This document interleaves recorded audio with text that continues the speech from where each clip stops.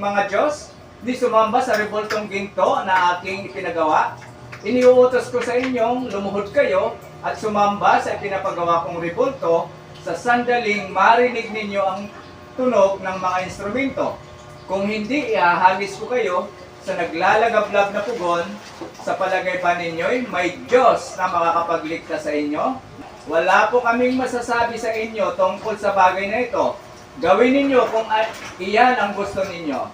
Ang Diyos na aming pinaglilingkuran ang magliligtas sa amin sa naglalagablab na pugon at mula sa inyong kapangyarihan. Sa madaling salita, itong mga Hebrew, yung people, nanindigan sila na hindi sila maglilingkod sa mga Diyos-Diyosan ni Haring Nebukadnezar. At kung pansinin ninyo, kapag hari na ang sinuway mo, may paglalagyan ka na. Tama po ba? Ang hari ay kaya niyang gawin ang lahat. He has all the authority and power to do whatever he wants to do. Namula ang mukha ni Haring Nebukadnezar sa tindi ng galit kina Shadrach, Meshach at Abednego. Kaya iniutos niyang painitin pa ng 7 ulit ang pugon. Inutusan din niya ang ilan sa mga pinakamalakas niyang kawal na gapusin si Shadrach, Meshach at Abednego at ihagis sa naglalagablab na pugon. Ginapos nga sila nang hindi na inalis ang damit, ang panloob at panlabas, turbante at iba pang nakasuot sa kanila.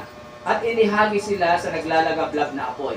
Nakagapos pa rin na bumagsak sa naglalagablab na apoy ang 3 kabataan.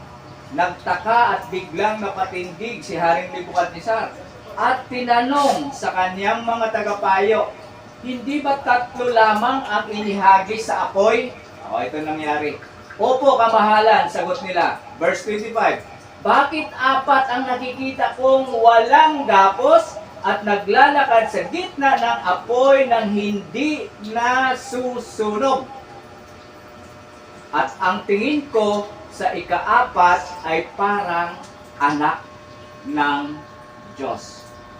Napansin niyo po mga minamahal kong kapatid kung gaano prinotektahan ng Diyos yung 3 young people Hebrew because of their faithfulness and proper knowing and relationship to God.